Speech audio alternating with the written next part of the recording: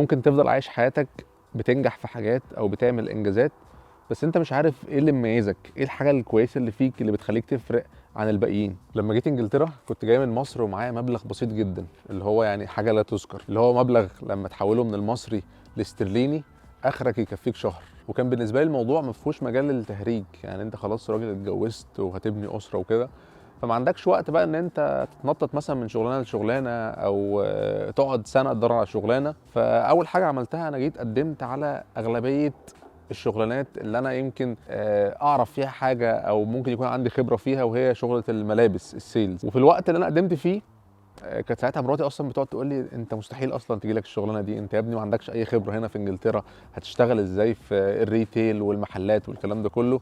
وانا كان عندي دايما حته ان انا مؤمن بنفسي شويه زياده عن اللزوم، وعندي ثقه في نفسي ان انا يعني هخش وهتعلم وهعرف والكلام ده كله. قدمت طبعا وما كانش في مجال ان انا ينفع حتى اقعد في البيت استنى لحد ما يردوا عليا. فكان في صديق مراتي صاحبتها جوزها اتعرفت عليه، هو شاب ايراني، هو كان شغال ساعتها اي تي في شركه هنا كبيره، وفي نفس الوقت كان بيشتغل بارت تايم عند راجل عراقي عنده اوتيل في مدينه اسمها برادفورد بعيد عننا بحوالي مثلا نص ساعه. فكان هو بعد الظهر بيخلص شغله الاساسي في الشركه ويروح بقى عند الراجل ده مثلا يومين في الاسبوع، كان يوم السبت والحد يروح يشتغل عنده.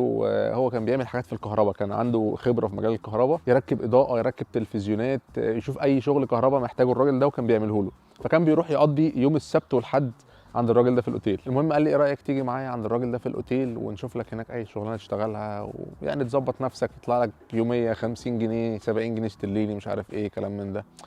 قلت له لا بص انا طبعا يعني محتاج، فهاجي معاك طبعا، انا يعني ما عنديش اي خلفيه عن اي حاجه ممكن اعملها هناك، بس انا هاجي واشوف ايه الدنيا فيها ايه. المهم رحت، الراجل يعني الحمد لله كان متساهل، ما عندوش مشكله ان انت لو ما عندكش خبره في المجال ده طب تعالى بص هنعمل كذا وكذا وكذا وبتتعمل كده وبتاع ومش عارف ايه، بيبيضوا اوض هناك وبتاع وشغل نقاشه والكلام ده كله. وهو الراجل يعني كان بيحاول يوفر، فما كانش بيجيب ناس محترفه قوي. فالمهم الراجل وقف معايا شويه قال لي بص انت هتعمل كده، هتجيب الفرشه كده ومش عارف ايه وبتاع، وهتستخدم اللون ده وهتعمل بتاع. المهم وقفت معاه يعني 10 دقايق كده، قلت له خلاص مفيش مشكله. المهم لقيته سابني وانا بقى بدات اشتغل في الاوضه دي، ورجع بص عليها قال لي طب والله شغلك حلو وبتاع. فعجبني الحوار وبقيت اروح يومين في الاسبوع، يوم السبت والحد، واقضي بقى اليوم كله هناك. يعني كنا نروح الساعه 9 الصبح نرجع مثلا الساعه 12 بالليل. طبعا انت الفلوس اللي بتاخدها دي ولا حاجه طبعا، يعني لو انت هتشتغل بالساعه عمرك ما هتاخد الارقام دي، بس انا كان بالنسبه لي ما فيش شغل، فانا عايز اي دخل يخش لي مؤقت لحد ما يعني يجي لي شغل حقيقي. وفعلا وانا شغال هناك يوم واحنا واقفين بنبيض وبتاع، تليفوني رن فبرد، في شركه نيكست بتاعت الملابس، لقيتهم بيتصلوا بيقولوا لي انت كنت قدمت عندنا على وظيفه وكده بارت تايم، ايه رايك تيجي في انترفيو؟ انا طبعا واقف يعني مش مصدق، كان بالنسبه لي ده طبعا عارف اللي هو حلم واحد عمره ما اشتغل في انجلترا، ومؤهلاتك ما تاهلكش ان انت تشتغل اصلا في اي حاجه. فالمهم روحت وقلت لمراتي وكده وبتاع، وهي اصلا ما كانتش مصدقه، يعني ازاي نيكست يتصلوا بيك وبتاع. هي مراتي يمكن عكسي شويه، يعني انا طموح زياده عن اللزوم او بطمح لحاجات معينه، هي ممكن تقول ايه يعني في السيف زون، المكان الامن اللي هو يا عم لا انت اعمل الحاجه اللي انت عارفها. رحت الانترفيو بتاع نيكست ده، مع العلم ان انا الانجليش بتاعي ما كانش يعني قوي على قدي، لقيتهم بيعملوا انترفيو في نيكست اللي هو براكتيكال انترفيو، يعني انترفيو عملي مش شفوي.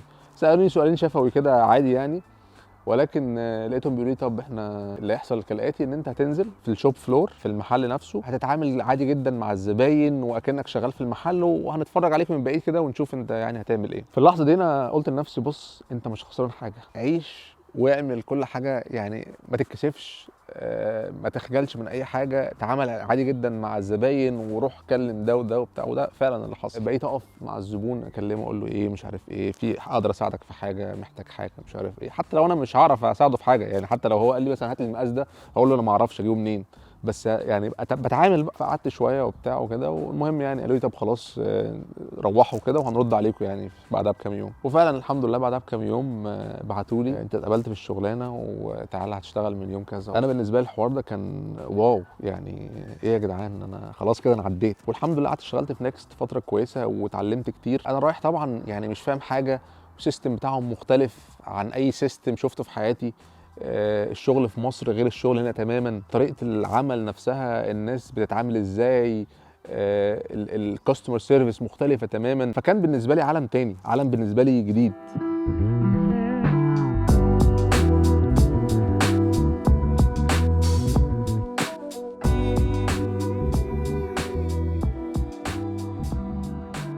بعد ما اشتغلت في نيكست فتره كويسه واكتسبت يعني شويه خبره، كنت محتاج بقى ان انا اغير شغل، محتاج يعني شغل فول تايم، دوام كامل، لان نيكست ده كان بالنسبه لي بارت تايم، فمش هينفع، انا راجل عندي اسره وبتاع وكلام من ده، فمحتاج يعني فلوس اكتر. كنت دايما بدور على شغل فول تايم، ما كانش في حاجه موجوده في نيكست ساعتها، فقدمت في H&M والحمد لله رحت وبتاع، وكان عندي بقى شويه ثقه بقى خدتها من نيكست. وفي الانترفيو دخلت عليهم دخلت واحد بقى اللي هو شغال في المجال بقى له 100 سنه، برضه حته الثقه دي كان عندي الثقه الزياده دي. انا جاي من نيكست ومش عارف ايه وكذا وكذا، وده يتعمل كده وده يتعمل كده، ورحت له قلت لهم انا مش عاجبني الشوب فلور على طول كده في الانترفيو، وقعدت اقول لهم بقى شويه حاجات اللي هو ده يتعمل كده وده ممكن يتعمل كده وبتاع. الناس في الانترفيو كانوا بيبصوا لي اللي هو انت يا عم انت جاي تعمل لنا تقييم ولا جاي تشتغل انت ايه يعني؟ بس الحمد لله يعني جت بمصلحه، عجبهم الحوار ده، عجبهم ان انا جاي برؤيه معينه وممكن اضيف حاجه وبتاع. وقعدت اشتغلت في H&M فتره يعني كويسه، فتره طويله، واكتسبت خبره كبيره جدا في H&M، وبدات اثق في نفسي اكتر وبدات اتعلم اكتر في مجال السيلز. كان في دايما عندي حاجه حسيت ساعتها ان هي بتفرق جدا مع الناس، ولما بعملها الناس بتميزك. كنت دايما لما المديره مثلا تيجي تقول لي ايه رايك تيجي تعمل الحاجه دي، حاجه جديده عليا تماما عمري ما عملتها، فانا اقول لها اوكي، يعني ما كنتش بقول لا حتى لو انا ما اعرفش حاجه خالص في الموضوع ده، يعني الحاجه دي جديده عليا تماما، ولكن كنت اقول لها مثلا ايه طب ممكن بس توريني تتعمل ازاي، توريني بسرعه دي تعمل كده وتعمل كده وبتاع، فتلاقيني ايه خلاص انا فهمت الموضوع بسرعه، وما كانش عندي حته لا انا ما عنديش مشكله اتعلم ده واتعلم ده وهعمل ده وهعمل ده. فالموضوع ده في شخصيتي فرق معايا جدا.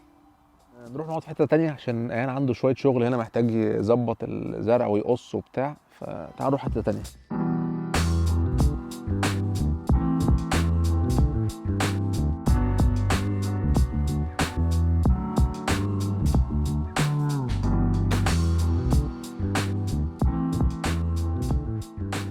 طيب لو قعدنا نتكلم في مواضيع الشغل الموضوع هيطول معانا، ولكن الخلاصه اللي انا عايز اتكلم فيها هي ان في حاجتين مهمين جدا، دول انت لو عندك اهتم بيهم، ولو مش عندك حاول ان انت تكتسبهم او حاول ان انت تطورهم. اول حاجه هو الثقه بالنفس. انت مهم جدا ان انت يبقى عندك ثقه بنفسك، بالحاجه اللي انت مؤمن بيها او انت مؤمن ان انت تعملها، حتى لو انت ما عملتهاش قبل كده في حياتك ولا عمرك يعني قربت منها، ولكن مؤمن ان انت عادي هتعلمها وهعملها عادي. تاني حاجه وهي مهمه جدا باهميه الحاجه الاولى، هو ان انت تبقى كويك ليرنر، حد بتتعلم بسرعه او عندك القابليه ان انت تتعلم اي حاجه بسرعه. الموضوع ده هيفرق معاك في كل الليفلز وكل الشغلانات، وهيخليك بسهوله تخش اي شغلانه او اي مجال وتبقى جامد فيه.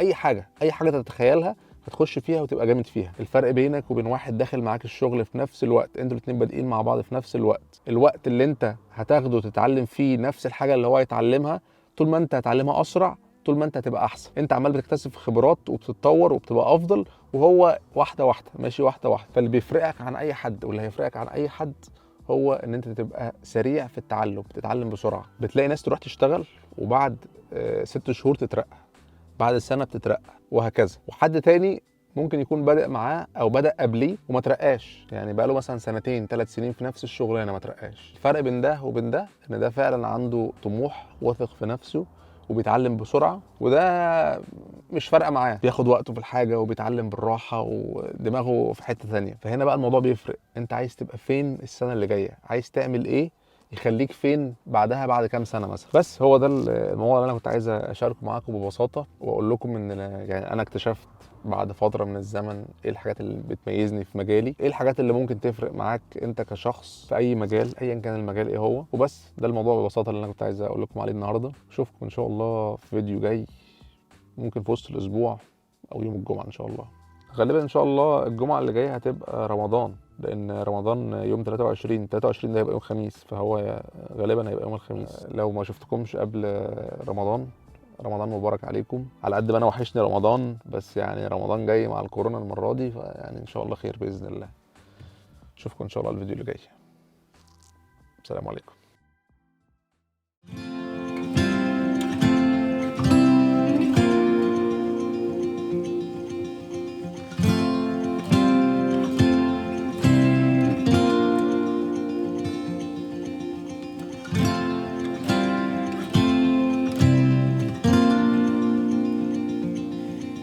Take me high